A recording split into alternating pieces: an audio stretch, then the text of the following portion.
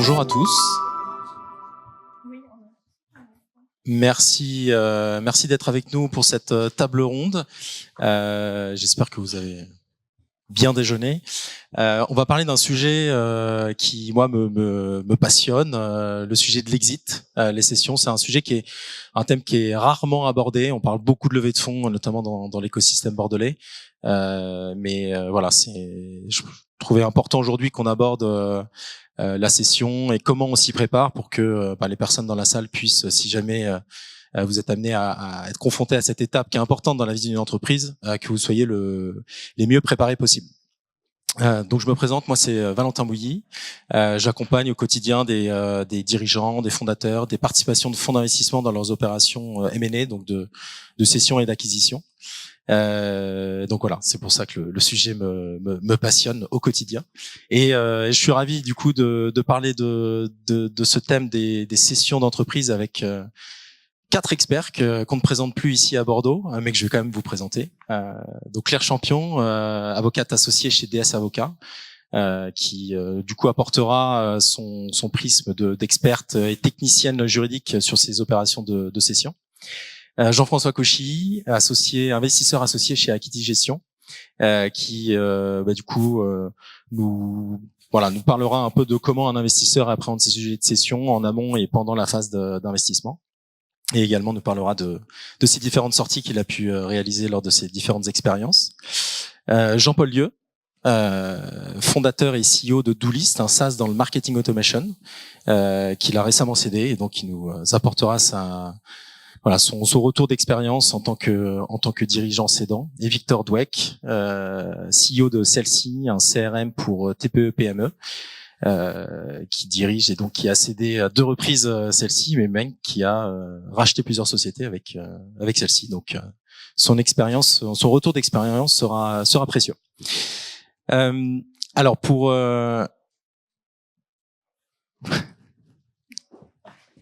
donner un peu le ton à la discussion, peut-être une question rapide à Jean-Paul et Victor, qui tous deux vous venez de vendre votre société. Qu'est-ce que ça fait très rapidement? Quelles sont les émotions? Par quoi on passe quand on vend sa boîte?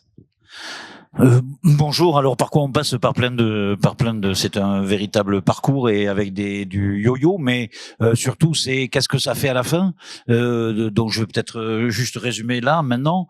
Moi je suis triplement heureux en tant qu'entrepreneur parce que je crois que tous les entrepreneurs visent un jour à céder, même si ça veut dire qu'il va falloir imaginer ce qu'on va faire après, mais en tout cas c'est vraiment une volonté.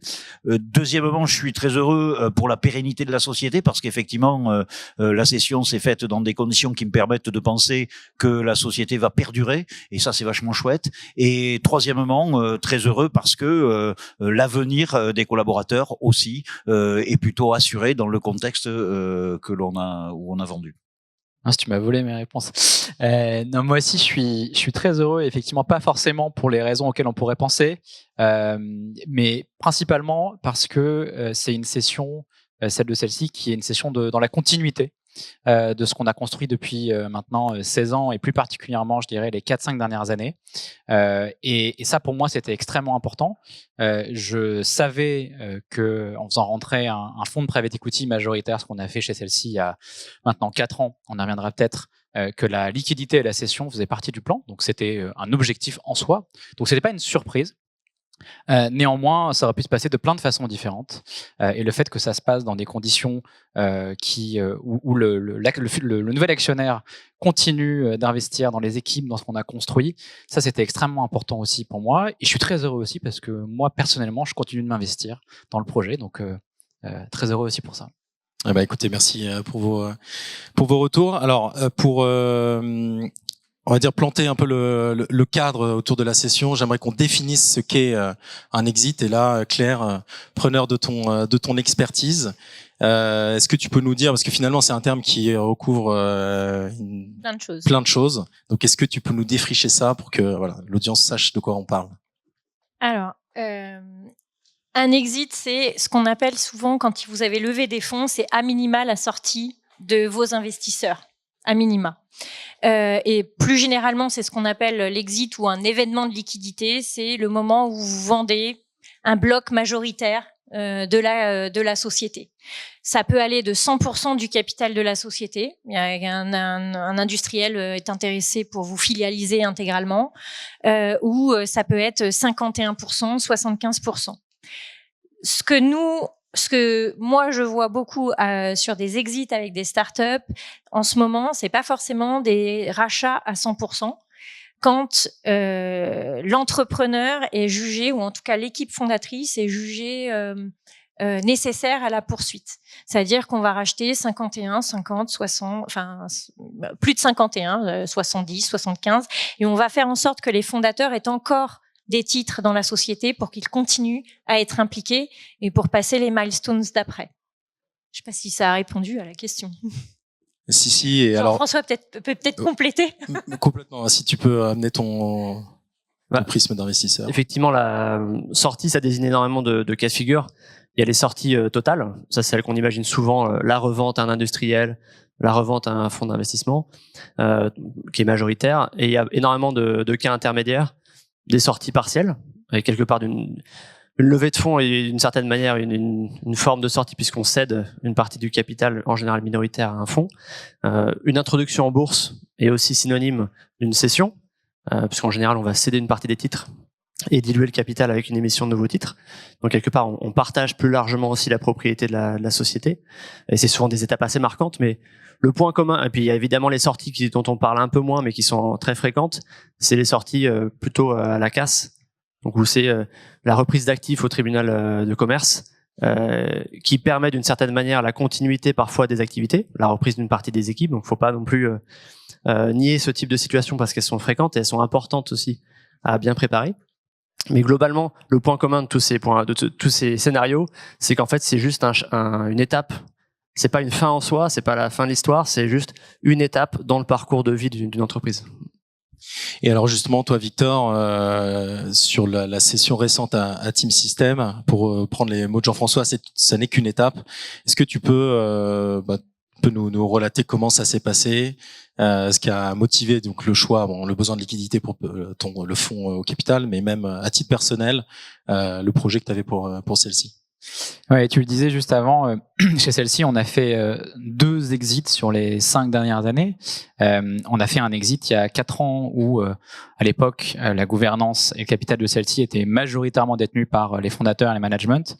Il y avait des VC qui étaient au capital, mais en tout cas, on était encore majoritaire.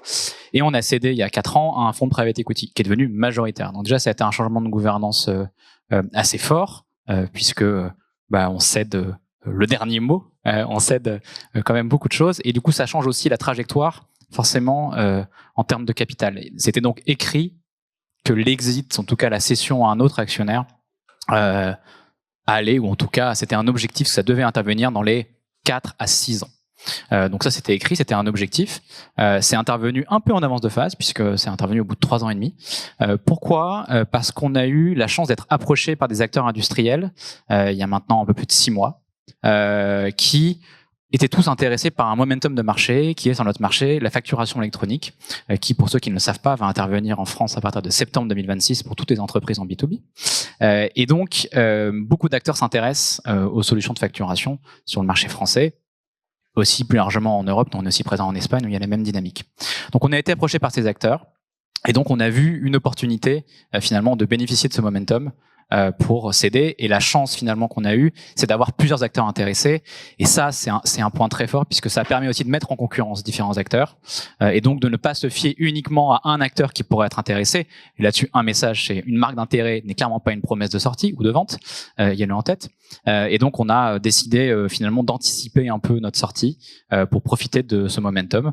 Et l'autre raison aussi, c'est que le projet industriel, à savoir celui de Team System, est un projet qui, moi, à titre personnel et même pour l'équipe, nous motivait beaucoup. Pourquoi ? Parce que c'est un acteur italien qui n'avait pas de présence sur le marché français, ou en tout cas peu de présence, et qui souhaitait se développer sur le marché français. Ça veut dire quoi ? Ça veut dire qu'en faisant ça, et nous on l'a fait de l'autre côté quand on est allé en Espagne, on valorise évidemment les actifs tech, on est une boîte de software donc on est un actif tech, mais on valorise aussi les clients, parce qu'on n'en a pas sur le marché, et surtout les équipes. Et ça c'était un point très important pour moi. Et merci Victor. Jean-Paul, toi, du coup, pas d'investisseur au capital, uniquement Denis, ton associé. Justement, quand est-ce qu'on se dit, tiens, c'est le bon moment de céder? Est-ce que c'est des approches? Est-ce que c'est des motivations personnelles? Alors, en fait, c'est une motivation personnelle pour moi, mais elle aurait dû se passer il y a déjà un petit moment. J'en avais rêvé il y a quelques années, puis il y a le Covid qui est arrivé. Enfin, il y a un certain nombre d'événements qui m'ont dit non, c'est vraiment pas le moment. La situation se dégrade et il faut revenir donc se concentrer sur réinventer le business, et ce qu'on a fait. Et donc en 2000, on s'est vraiment réorienté. On a cherché, on a travaillé, on a fait notre introspection sur notre raison d'être, sur nos valeurs. On a vraiment travaillé. Puis on a également rencontré une autre possibilité, c'est s'intéresser à l'impact que nous avions en matière de numérique. Et donc on est parti sur une trajectoire plus numérique responsable, et jusqu'à proposer des choses assez différenciantes finalement sur nos clients, jusqu'à leur permettre de mesurer l'impact carbone des campagnes qu'ils menaient avec nos outils. Donc ça sur les marchés publics, sur des mutuelles, sur des assurances. Donc on a senti qu'il y avait effectivement une certaine reprise d'activité, et puis donc on s'est dit effectivement c'est peut-être le moment. Alors c'est le moment. Après on aurait pu se dire oui, il faut continuer encore plus longtemps parce que peut-être que ça va être mieux après.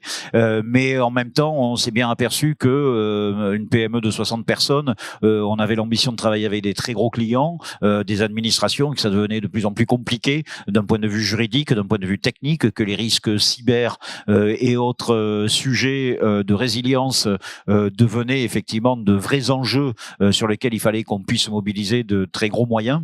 Et donc on s'est dit que c'était effectivement le moment de pouvoir le faire. Et effectivement, on a eu la chance d'être contacté par plusieurs acteurs qu'on a fait patienter un petit peu jusqu'à se dire qu'il fallait y aller. Et donc là, on est allé effectivement chercher les gens qui pouvaient nous accompagner dans l'opération. C'est comme ça qu'on a décidé du moment, mais c'est parti d'une volonté personnelle qui était avant tout la mienne d'ailleurs. Ok. Et alors pour parler concrètement maintenant, comme le thème de la session, c'est comment se préparer, comment vous donner des clés à bien vous préparer. Jean-François, Claire, donc plus en tant qu'expert et externe à la société, quel rôle vous avez vous pour vos clients, pour vos participations dans cette phase de préparation, dans ces réflexions en vue d'un exit? Par exemple, Jean-François, est-ce que tu réfléchis à l'exit avant l'investissement? Est-ce que tu vois, toutes tes décisions sont drivées en vue d'une sortie? Qu'est-ce qu'un un dirigeant peut attendre de toi en cas d'approche proactive, en cas de process? Comment tu interviens? C'est un petit peu différent selon le moment où on investit. Quand j'investissais en série B, donc plutôt le 3e tour de table pour les entreprises, on avait forcément un gros travail sur l'identification des voies de sortie possibles, parce que ça nourrissait derrière les scénarios de rendement potentiel. Et donc ça implique beaucoup le niveau de valorisation qu'on peut offrir aux entrepreneurs au moment où on rentre, parce que c'est encore une fois un facteur du potentiel qu'on projette à la sortie. Et puis quelque part, on est un peu plus proche de la sortie que de l'entrée. Là, en amorçage, c'est des sujets qu'on creuse quand même beaucoup moins. Pour autant, on l'a dans un coin de notre tête. C'est vrai que dès qu'on investit, c'est parce qu'on pense pouvoir réaliser une plus-value importante à la sortie. Après, encore une fois, on l'a dit, cette sortie, elle n'est pas nécessairement totale. Hein. Ça ne veut pas dire que la boîte est cédée à 100%, mais c'est juste qu'il faut pouvoir voir un chemin de liquidité sur un horizon qui est compatible avec celui du fonds. Un fonds, ça dure en général une dizaine d'années, et plutôt 10 ans que plus. Et donc, quand l'entrepreneur fait effectivement un partenariat avec un fonds qui rentre au capital, il y a dès le démarrage cet accord tacite, et j'espère qu'il est d'ailleurs explicite dans la plupart des cas, sur le fait qu'il va bien y avoir un moment où il faudra trouver ensemble une liquidité pour le fonds. Et donc ça, on l'a un peu dans un coin de notre tête, mais évidemment on essaie de ne pas polluer les entrepreneurs avec ça quand ils sont encore en train d'essayer de faire sortir un produit de terre et de faire les premiers recrutements, trouver les premiers clients. Et en général, c'est déjà assez fort à faire. Et c'est vrai que c'est plutôt par la suite, quand l'entreprise commence à se développer, où on essaie de les guider. Et après, ça dépend vraiment de la personnalité des dirigeants. Certains qu'on invite effectivement à se frotter un petit peu au marché, à rencontrer leurs grands concurrents, à rencontrer les acteurs dominants du marché, juste par effectivement faire connaissance, nouer des relations, parce qu'on sait que une partie des sorties se font un peu naturellement à l'issue de ce type de relations qui sont construites dans la durée. Et puis après, il y a évidemment toute la partie accompagnement quand on rentre un peu plus dans le dur, quand il y a des marques spontanées d'intérêt sur les entreprises, c'est d'aider effectivement les entrepreneurs à prendre un recul. Et c'est vrai les entrepreneurs ont rarement complètement anticipé l'effet que fait de recevoir une offre pour 150 millions pour sa boîte, alors même qu'on avait juré qu'on ne vendrait jamais en dessous de 500 millions de valo. Mais ça fait quand même quelque chose quand on reçoit et qu'on commence à pouvoir presque toucher du doigt de l'argent qui arriverait bientôt sur son compte après tant d'années de labeur. Et du coup, il y a tout cet accompagnement sur le fait que voilà, ça demande une réflexion, de se poser, de discuter aussi entre associés, parce qu'en général, il n'y a pas toujours l'unanimité sur ce qui est le bon scénario pour la suite.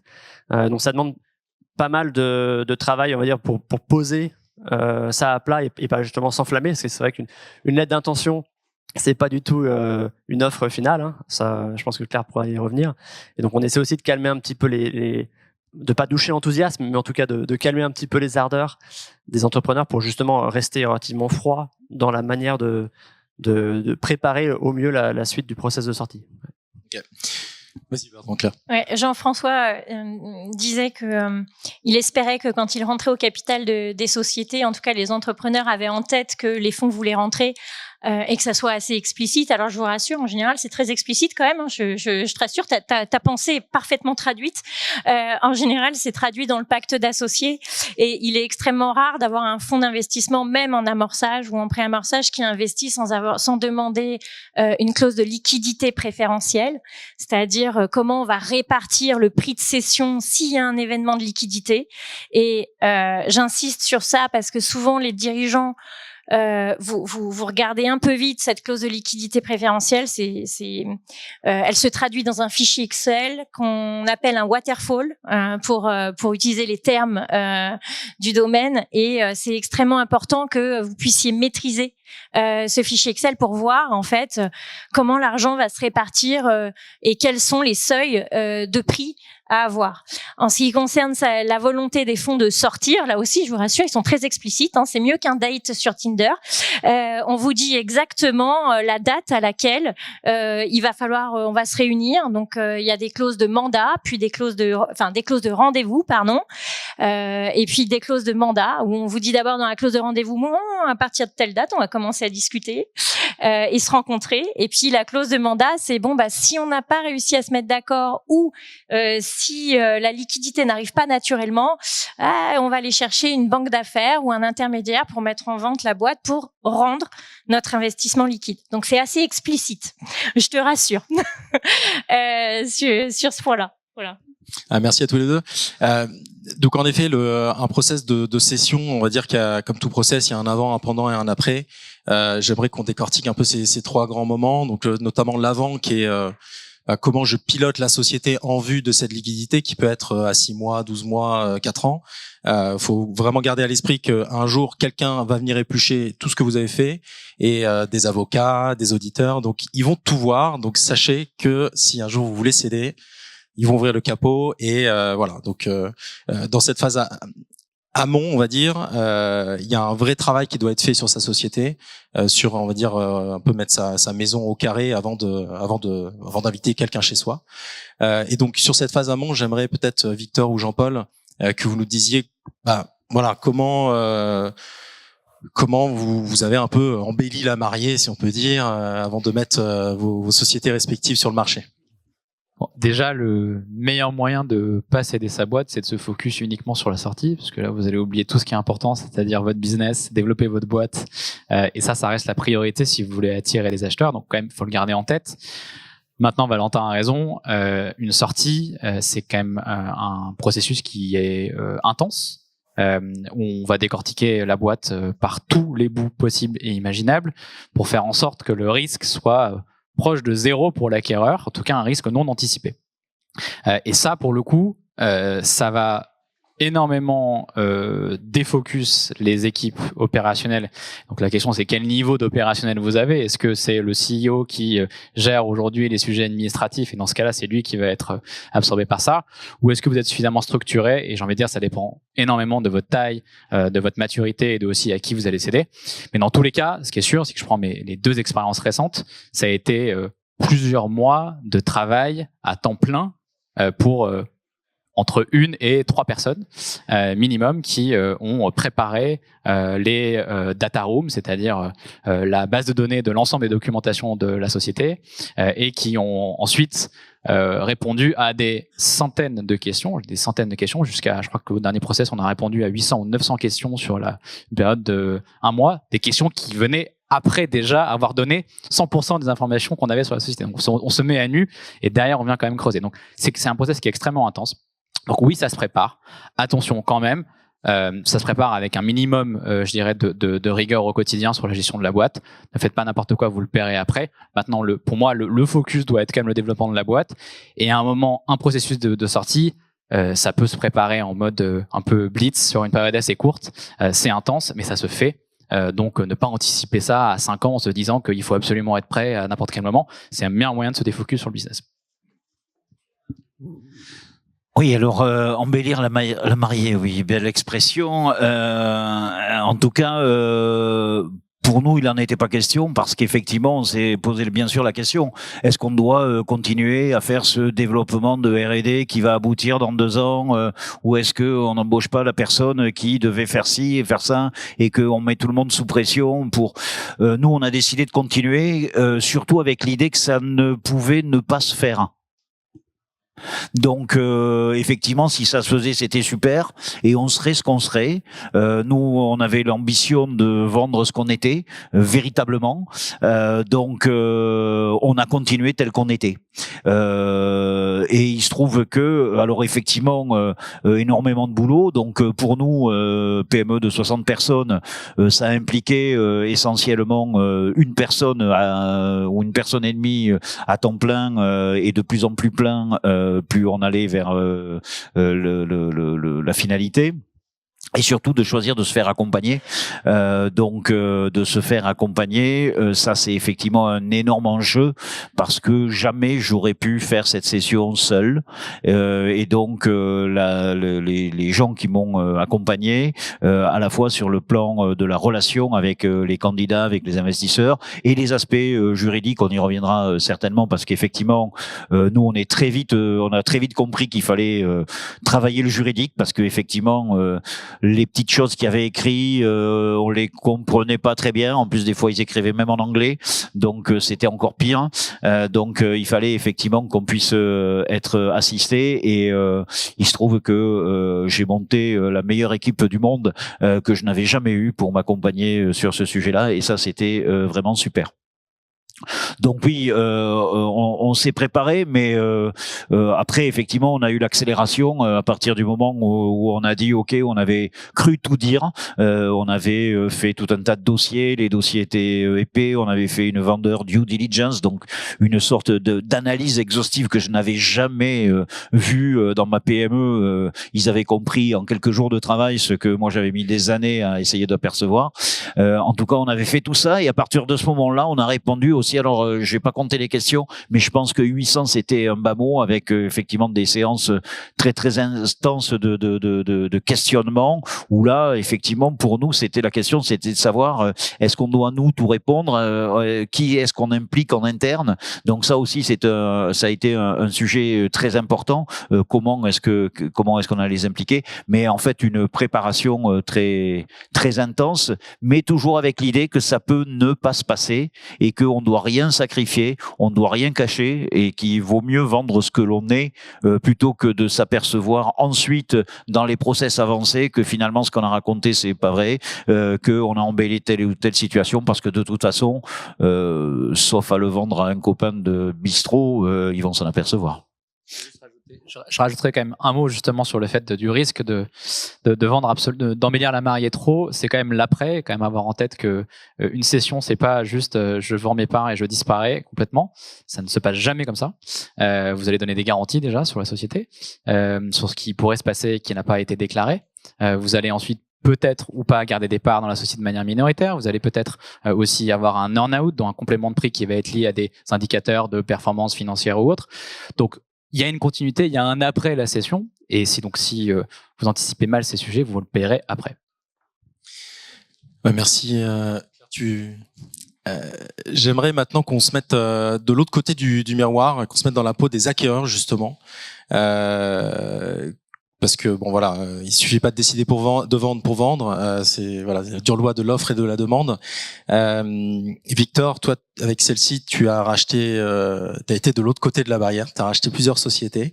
Est-ce que tu peux déjà nous expliquer un peu les différents rationnels des différentes acquisitions, pourquoi la croissance externe avait été on va dire identifiée comme un relais de croissance, et est-ce que tu peux aussi nous donner des bonnes pratiques pour les cibles potentielles que tu as rencontrées?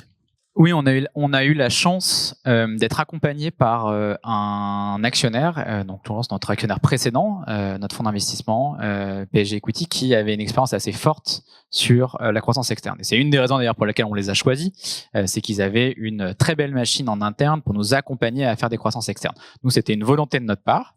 Pourquoi ? Parce qu'on se rendait compte qu'on arrivait à un moment à une certaine taille en termes de chiffre d'affaires, en termes de vélocité, en termes d'équipe, où finalement le lancement de nouveaux produits ou le lancement d'un nouveau marché avait en tout cas un risque peut-être trop important par rapport aux investissements, on va dire, organiques, c'est-à-dire avec nos propres fonds qu'on pouvait faire. Donc, la croissance externe était pour nous un moyen d'aller plus vite, de réduire un peu ce risque en rachetant des sociétés qui venaient complémenter notre stratégie sur produits ou nouveaux marchés, et qui en même temps étaient déjà lancées. Lancées pourquoi ? Parce qu'elles avaient déjà des clients, elles avaient déjà une marque, elles avaient déjà une croissance, voire une rentabilité. Et donc c'était ça notre stratégie, de se dire on a déjà un produit qui est adopté par des milliers de clients, on va aller trouver des produits complémentaires qu'on va pouvoir revendre à ces clients, ou on va aller lancer un nouveau marché. En l'occurrence, on s'est lancé en Espagne, et c'était un moyen pour nous de limiter finalement le risque de lancement d'un nouveau pays, parce que c'est toujours un gros risque. On l'a fait nous dans le passé, on a voulu se lancer au UK, on s'est vautré complètement. Ça nous a coûté beaucoup d'argent. Bon, ça fait une partie des apprentissages. Et justement, grâce à cet apprentissage-là, on s'est dit qu'on voulait le faire différemment cette fois-ci. Et ça a plutôt été un succès. Donc, nous, ce qu'on a regardé quand on a fait des acquisitions, c'est plusieurs choses. D'abord, on a regardé effectivement ce côté complémentaire, à quel point les boîtes qu'on devait racheter étaient complémentaires. Donc, nous, on avait vraiment toute une espèce de grille, finalement, de complémentarité avec la typologie de clients qu'ils adressaient, le marché, les pays dans lesquels ils étaient présents, un certain nombre de KPI, d'indicateurs aussi qu'on regardait. Alors, nous, en l'occurrence, c'était effectivement le churn, c'était effectivement l'upsell, etc. Donc, pour nous, c'était important d'avoir cette grille de lecture de chaque boîte pour voir si oui ou non c'était un bon fit pour nous déjà. Et ensuite, on a été effectivement très regardant aussi sur la culture d'entreprise et le plus largement le fit à s'intégrer dans l'écosystème de celle-ci. Pourquoi ? Parce qu'une acquisition, peu importe la taille, c'est beaucoup d'investissement sur l'intégration, sur les premiers mois, voire les premières années finalement de cette nouvelle collaboration. Et donc, c'est toujours aussi une phase de risque, parce qu'il y a énormément d'acquisitions qui ratent, en tout cas qui s'intègrent mal. Hein. Je n'ai pas les stats, mais c'est une grande partie. Et donc ça, pour nous, c'était aussi un point très important, c'est comment on fait en sorte de s'assurer que culturellement, et finalement, cette nouvelle famille, elle est bien fonctionnée, que le fit humain en termes de dirigeants, parce qu'on rachète aussi des boîtes où il y a des entrepreneurs à la tête, ces entrepreneurs-là, quand ils rentrent qui ont été, on va dire, plutôt libres et seuls aux manettes pendant longtemps, ils rentrent avec un acquéreur qui va forcément les contraindre ou les limiter d'une certaine manière dans leur quotidien. Est-ce qu'ils vont l'accepter ? Est-ce qu'ils vont être capables finalement de continuer à apporter de la valeur dans ce contexte-là ? Tout ça, évidemment, on le regarde. Donc pour nous, ça a été 3 années d'apprentissage assez fort. Et d'ailleurs, aujourd'hui, moi, à titre personnel, ça m'a aussi beaucoup appris dans le choix de nos futurs actionnaires et dans finalement bien gérer aussi cette phase d'intégration avec notre nouvel actionnaire, parce que j'étais de l'autre côté de la barrière, donc je vois aussi les difficultés. Et je dirais que le troisième point qui a été extrêmement important pour nous sur les acquisitions, c'est que ça a été le meilleur moyen, et ça ayez-le en tête, parce que vous, en tout cas, en tant qu'entrepreneur, vous risquez d'être contacté par des potentiels acquéreurs qui vont s'intéresser à votre boîte pour comprendre le marché. Moi, j'ai jamais autant appris sur mon marché que finalement en parlant à énormément de cibles d'acquisition. C'est toutes des boîtes sur lesquelles je voyais potentiellement un intérêt d'acquisition, mais c'était aussi un moyen pour moi, finalement, de bien comprendre qui étaient les acteurs, la dynamique du marché, etc. Et donc, il y a beaucoup aussi d'acquéreurs qui vont avoir cette démarche-là pour mieux comprendre leur marché plus largement, et qui vont vous contacter pour ça. Elles ont probablement une marque d'intérêt importante pour vous, mais c'est aussi pour bien comprendre ce marché, donc ayez-le en tête.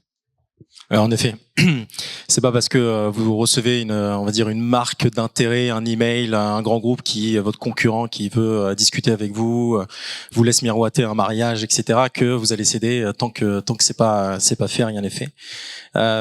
Jean-Paul, toi aussi, la vision de l'acquéreur dans le cadre de ta session, ça a été on va dire le critère numéro 1.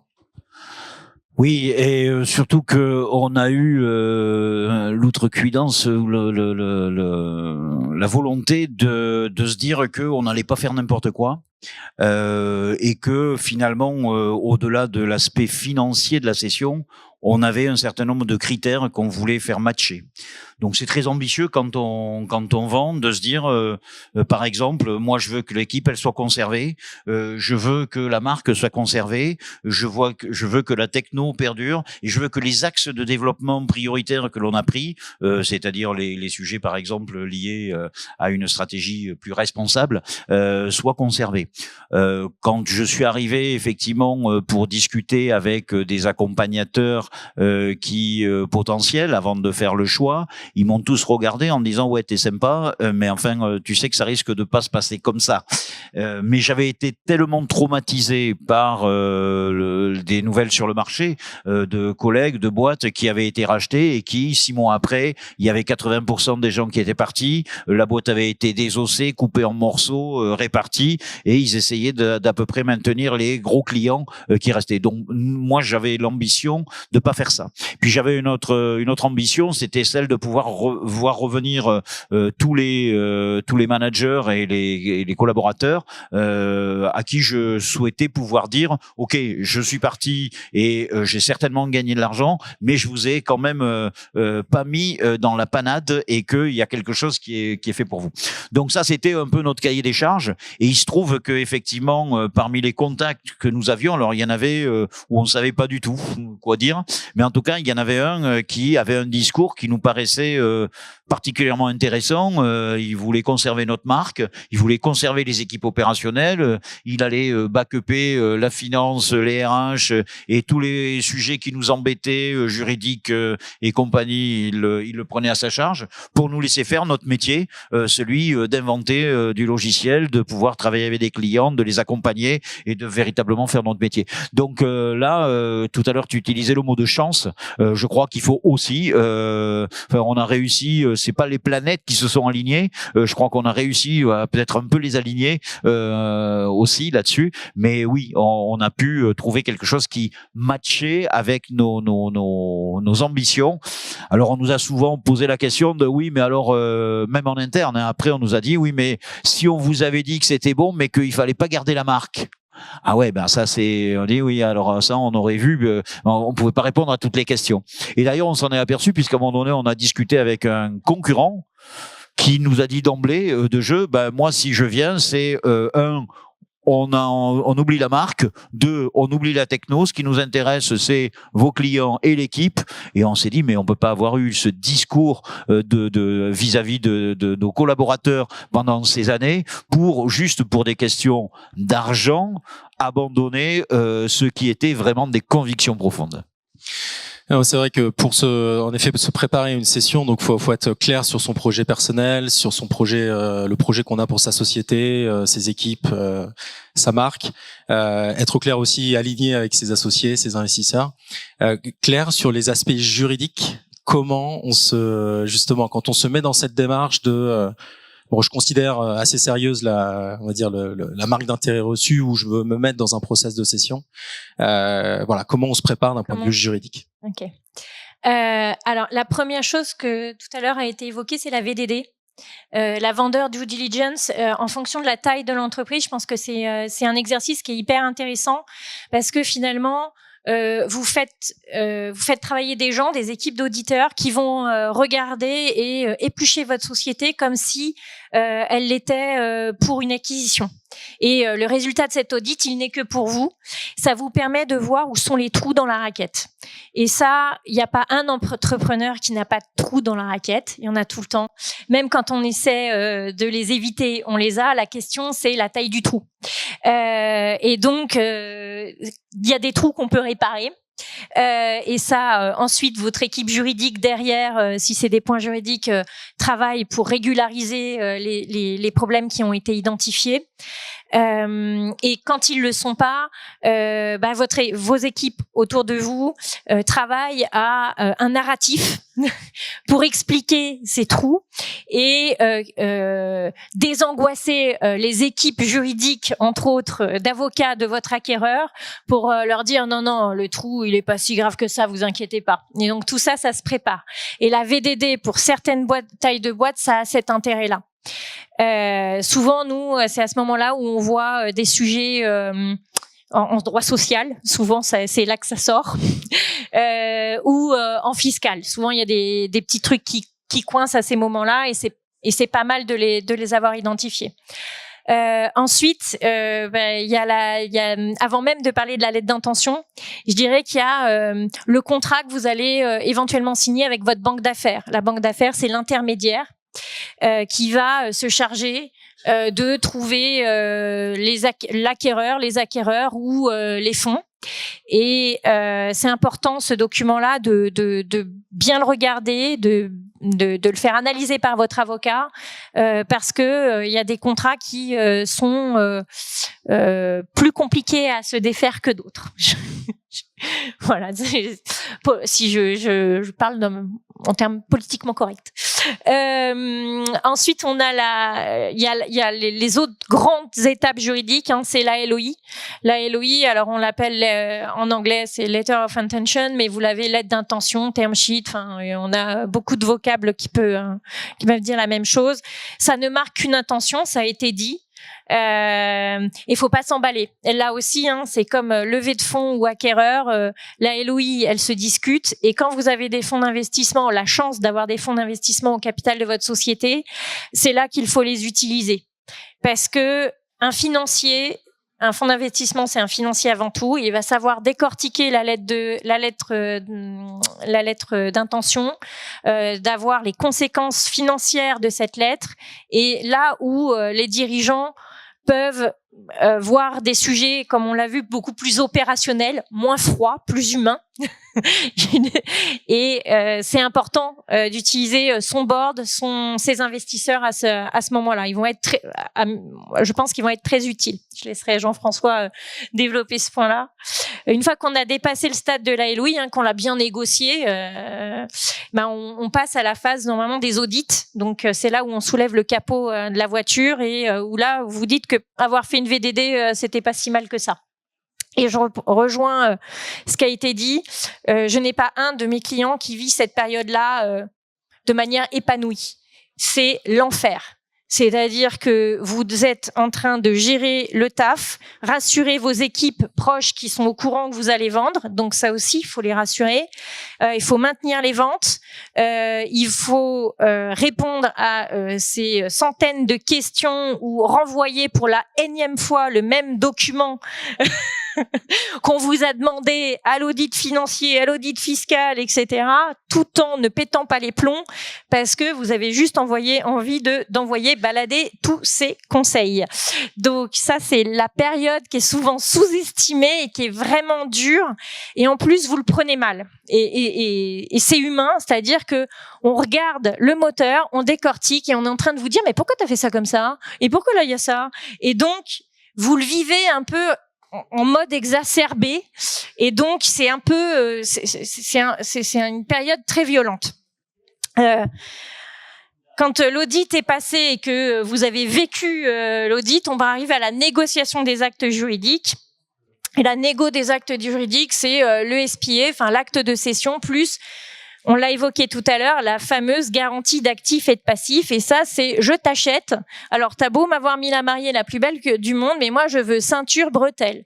Et donc, ça veut dire que si jamais il y a avant que je t'ai acheté un petit pet fiscal parce que il y a un truc qui a été mal déclaré, eh bien, je vais venir te rechercher et ça va venir en moins du prix.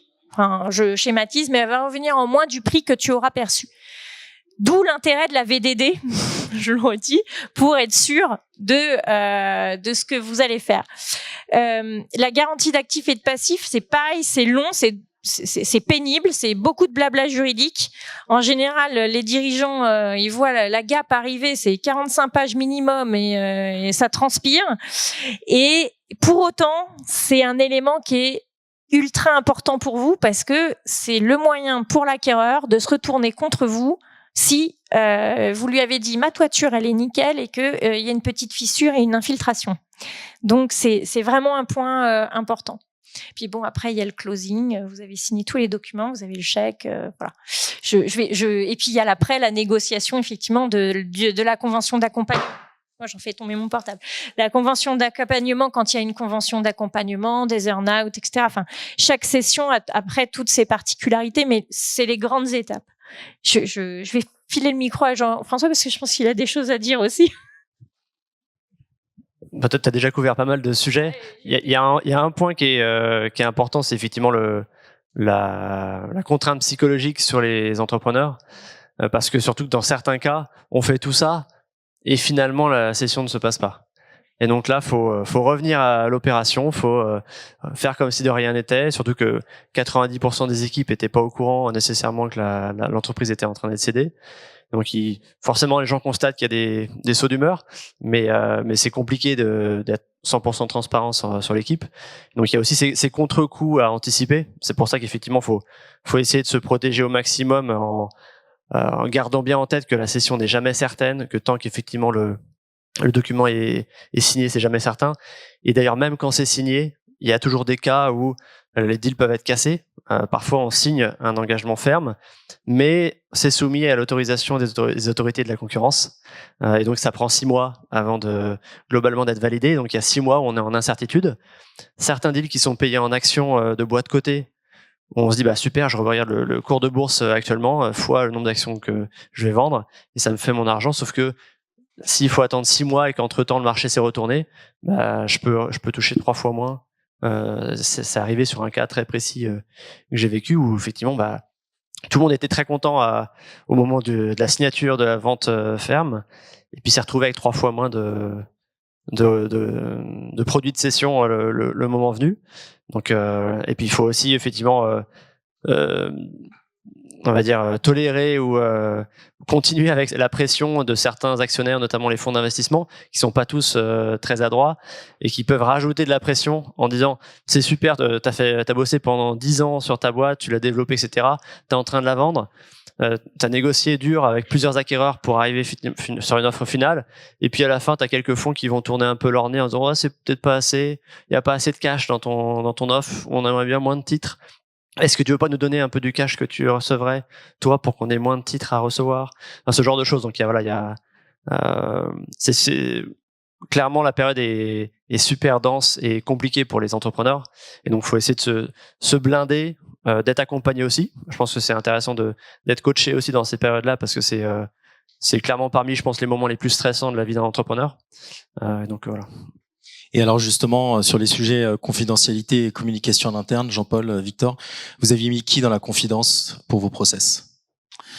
Alors, de ce point de vue-là, alors je plus sois sur cette période très anxiogène. Moi, je vous conseille de continuer absolument le yoga, la méditation, le surf et toute autre discipline qui vous permettra de rééquilibrer quelque chose qui ne le devient pas du tout.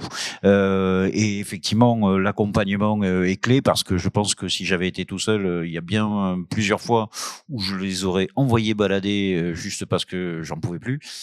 Donc ça, c'est une chose importante. Sur le sujet de la confidentialité, alors bien entendu, nous on avait mis on était 60 personnes, donc on avait mis le CODIR qui était au courant de notre démarche, et heureusement que j'ai pu leur confier suffisamment de choses pour pouvoir m'investir à 200% dans le projet.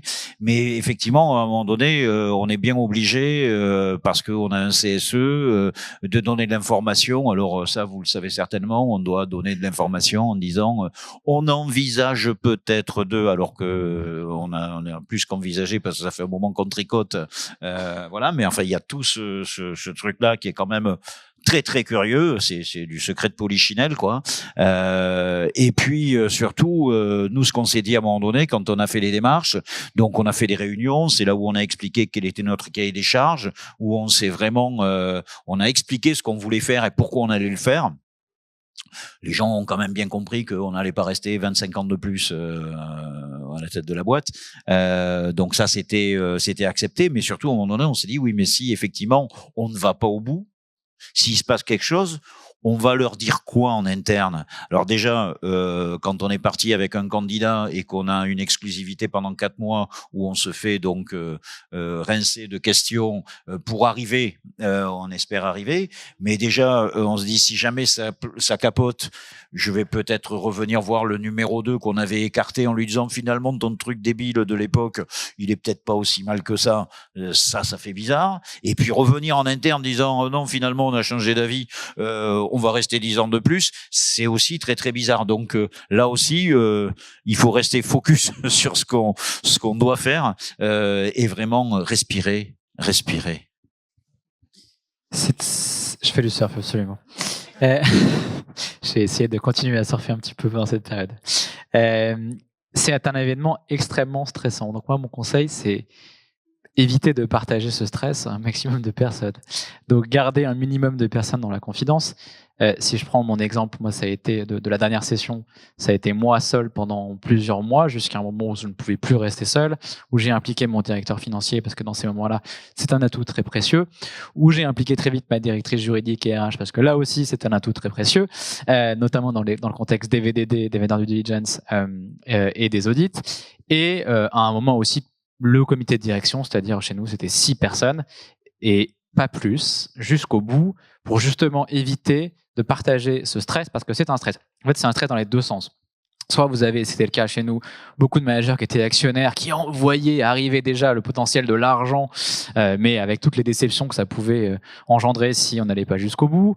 Aussi le stress, parce que qu'est-ce qui va arriver à mon job, qu'est-ce qui va arriver à mon rôle, etc., etc. Donc, en tout cas, nous, le choix a été vraiment de limiter un très petit nombre de personnes ces discussions pour pouvoir faire une belle annonce lorsque c'était fait et aussi maîtriser la communication, parce que là aussi, c'est les éléments importants pour l'avoir fait dans les deux sens quand on a racheté des boîtes et quand on a été racheté. C'est beaucoup de stress et donc il faut bien maîtriser cette communication pour pouvoir amener les gens là où vous voulez et aussi les rassurer sur le projet. Merci Victor. Bon, je pense qu'on a fait un bon petit tour des différentes étapes et enjeux d'un process de session. Peut-être avant qu'on prenne quelques questions, si vous avez un tout dernier conseil à donner aux fondateurs ou dirigeants qui sont dans la salle. Il y a un point qu'on n'a pas évoqué, c'est aussi l'aspect patrimonial lors de la session du dirigeant. C'est-à-dire, si je vends, qu'est-ce que je fais de cet argent? Comment je m'organise personnellement? Est-ce que je crée un holding si je l'ai pas créé avant?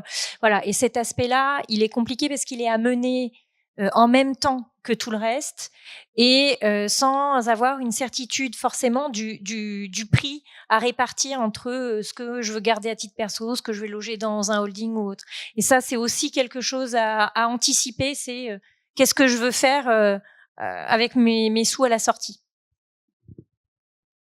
Oui, et puis effectivement, c'est vrai qu'on a pas mal noirci le tableau sur le stress de la sortie. Faut voir ça aussi comme un événement, encore une fois, qui peut être très positif. Là, surtout là, les cas de Jean-Paul et Victor, c'est une session très positive où l'aventure continue, où ils ont eu le luxe de choisir l'acquéreur. Et donc, je connais aussi plein de dirigeants et d'entreprises qui ont continué à prospérer et à s'éclater sous un contexte différent, avec un périmètre différent. Parce que typiquement, sur une entreprise de logiciels qui se fait racheter par un groupe plus gros, ça permet effectivement de déployer beaucoup plus rapidement dans différents pays, ce qui aurait été très lent et douloureux en le faisant de manière indépendante. Et donc voilà, et puis c'est aussi souvent une autre étape de vie pour les entrepreneurs qui du coup découvrent une autre facette du métier, potentiellement ont des responsabilités sur des périmètres beaucoup plus gros. Et puis pour les équipes au sens large, c'est encore une fois, il faut voir ça comme un nouveau chapitre dans l'aventure qui normalement n'est pas censé se terminer d'une entreprise. Donc voilà, globalement, c'est vrai que le process en lui-même est très stressant. Et il faut constamment être schizophrène et faire comme si ça allait se faire, mais en même temps comme si ça allait pas se faire. Et donc ce qu'il y a derrière, effectivement, est très positif. Sans parler de ce qui est évident, l'éléphant dans la pièce, qui est la création de richesse pour l'équipe, pour les entrepreneurs, pour les actionnaire, qu'il faut pas non plus négliger, qui est quand même une des conséquences très positives d'une sortie in boni. Oui, très rapidement, oui, effectivement, une période de stress qui se finit par un déstress, et je peux vous dire que ces moments-là, après, sont absolument succulents. Ça, c'est certain. Moi, si j'avais quelque chose à dire, c'est d'être vraiment très clair sur sa motivation perso, pro. Qu'est-ce qu'on veut vraiment faire? Est-ce qu'on veut s'arrêter? Est-ce qu'on veut continuer? Qu'est-ce qu'on veut véritablement faire? Est-ce qu'on en a vraiment? Il faut être très au clair là-dessus. Et nous, on est arrivé avec quelque chose qui était très clair. C'était la façon dont on le voulait. Et donc, je pense que ça a facilité l'adéquation pour trouver la bonne solution avec le bon acquéreur. Mon conseil de mon côté, c'est assurez-vous d'être extrêmement bien entouré dans ces moments-là. Ça commence par votre équipe proche, votre comité de direction ou autre, parce que vous vous rendrez compte dans ces moments extrêmement stressants d'être entouré de personnes qui sont à la fois compétentes, mais avec lesquelles vous êtes capable de supporter ce stress ensemble de manière saine, de rigoler, de prendre aussi les choses comme elles viennent, parce que ce sera difficile, il y aura des hauts, des bas. Ben, c'est extrêmement important. Choisissez bien vos conseils aussi, vos avocats, votre banque d'affaires, parce que dans ces moments-là, ben, en fait, c'est énormément de travail, ça va être potentiellement des soirées, des week-ends, etc. Donc, si vous pouvez le faire avec des gens avec qui vous vous sentez bien, c'est quand même plus agréable, avec qui vous pouvez aussi dire les choses, parce que dans ces moments-là, il faut dire les choses, parce que vous vous engagez sur beaucoup de choses et ça va déterminer aussi, c'est beaucoup d'années de travail et aussi c'est votre futur. Donc, entourez-vous bien, c'est vraiment important. Merci à tous les quatre pour vos retours. On prend quelques questions si vous en avez. Bonjour, merci. Dans les deux cas, si j'ai bien compris, vous aviez des associés. Qu'est-ce que vous avez établi du point de vue juridique notamment? Moi, sans donner trop d'éléments, j'ai vécu cette distanciation entre les deux associés dans une sortie. Voilà, quel retour d'information, d'expérience? Moi, j'avais un associé, d'ailleurs on l'est toujours, mais pour d'autres choses. Et effectivement, il savait très bien que, étant majoritaire, il fallait qu'il suive. Il avait peut-être pas la même timing. Il n'était pas dans le même timing, mais il a très vite compris que de toute façon, il fallait qu'on soit absolument ensemble, parce que sinon on n'aurait pas pu y arriver. Donc enfin l'entente avec l'associé, pour nous c'était assez fluide. Ça a été une continuité parce que elle existait déjà sur tout un tas d'autres sujets, donc on l'a amené sur ces sujets-là assez facilement, quoi. Pour moi, la discussion difficile, elle n'est pas intervenue à ce moment-là parce que moi, j'avais des fondateurs qui n'étaient plus opérationnels. Et donc, il était plutôt intervenu à la session précédente, lorsque les fondateurs étaient encore opérationnels, et qu'il a fallu décider de la nouvelle gouvernance dans ce nouveau contexte. Et donc, effectivement, c'est là où on s'est dit les choses aussi franchement, de qui voulait continuer, de quelle manière. Et donc, on a eu cette discussion franche pour faire en sorte aussi que chacun y trouve son compte. Ça, c'était aussi important. Et trouver un actionnaire qui permette aussi de donner notamment de la liquidité à des personnes qui voulaient partir, c'était important. Donc, on a eu aussi cette chance de pouvoir faire en sorte que tout le monde y trouve son compte. Une autre question?